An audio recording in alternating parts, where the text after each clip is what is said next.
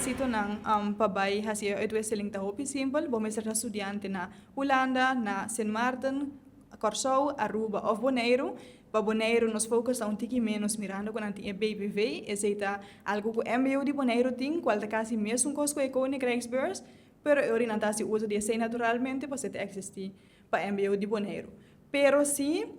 tem hobby maior me querer na Bonaire, que tem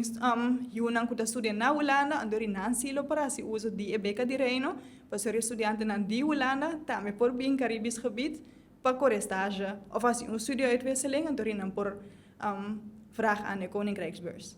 Essa kita é de 5 ronda caminho estudante não por a vraag aan de Koninkrijksbeurs. Nós está eigenlijk ding e ronda hoor aqui, está abrir, ante está ser dia 4 de mei.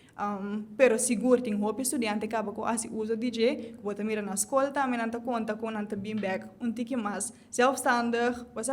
não tem mais ervaring internacionalmente que cena, dus é algo seguro e positivo para estudante não. Nós não tem direct de Holanda com a bem Bonaire que nós estava tendo contato com ele, toevallig estava tendo bijvoorbeeld se de Holanda com a bij Aruba, de está conta com greater coisa para tá e por a drag bem na comunidade de Aruba, então assim ela mira toco Aruba tiki mais desarrollado, ela vai lá quizás ahora que estaba tendo 18 anos. Entonces, se está motivando a para bem cashback no momento que não capa, então se está met algo hope great para mira, que o estudante não bem cashback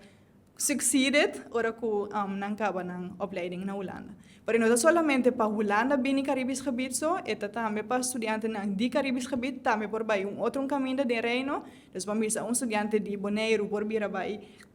Saba, Statia, Sint Maarten, Curaçao, Aruba of Holanda, en estudianten na die Holanda por bem qualquer de 6 islas na bem por estágio of fazer studio uitwisseling ku e beca de reino. Nanting por subir a nosso website en deriva na mira toda informação, por agora que tem aanvraag ronde open. Essa é a de 1 april até 14 mei, ante para estudante na que também começar com a stage entre 1 de augustus e dia 4 de januari. Dus eu na meester vraag aan ding e periode aqui para não ganhar chance. Coisa importante para bisa, nós temos budget beschikbaar para essa aqui, então se o budget wordt passado, também tu maluga loading. O loading não está assim para evitar fraude com trezenang, e wordt assim door notário na Holanda, pero eu chance assim que o estudante não por cair ding e loading para ganhar beurs aqui.